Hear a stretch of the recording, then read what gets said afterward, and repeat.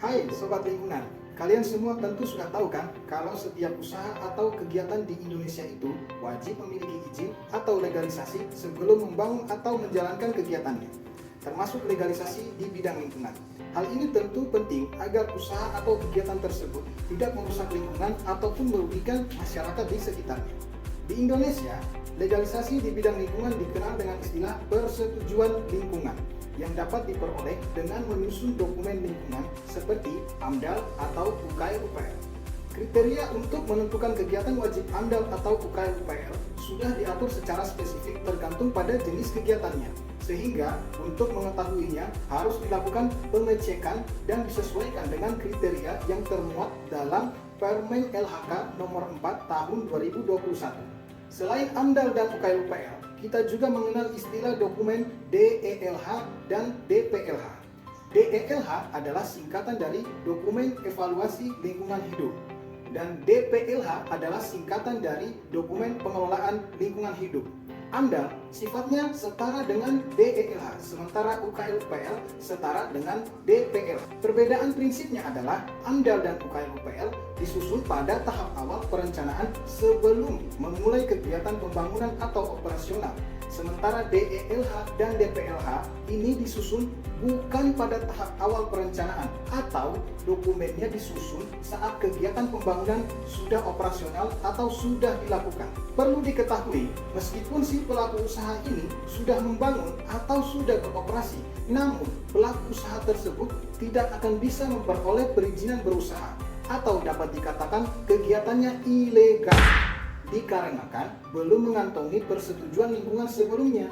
Karena si pelaku usaha sudah berkegiatan tanpa memiliki persetujuan lingkungan sebelumnya dari AMDAL atau UKL-UPL, maka tentunya ini adalah sebuah pelanggaran terhadap peraturan perundangan, sehingga pelaku usaha yang bersangkutan harus dilakukan sidak atau pengawasan dari instansi yang berwenang seperti Dinas Lingkungan Hidup setempat atau dari Kementerian Lingkungan Hidup dan Kehutanan, yang kemudian dari proses pengawasan tersebut akan dikeluarkan sanksi administratif yang menjadi dasar bagi pelaku usaha untuk menyusun dokumen DELH atau DPLH. Namun, perlu menjadi perhatian bahwa sejak berlakunya PP nomor 22 tahun 2021 tentang penyelenggaraan perlindungan dan pengelolaan lingkungan hidup, maka tidak lagi semua kegiatan yang sudah terlanjur membangun atau beroperasi dapat menyusun DELH dan DPLH.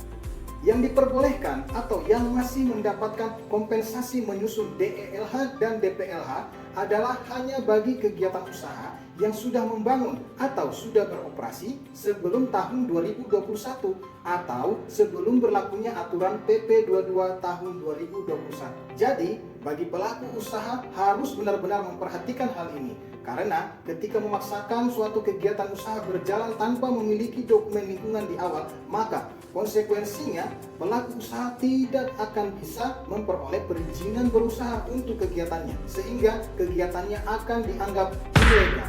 Kita juga sebagai masyarakat dapat melaporkan atau mengadukan ke instansi yang berwenang seperti Dinas Lingkungan Hidup jika menemukan ada kegiatan usaha yang telah berkegiatan namun belum memiliki dokumen lingkungan.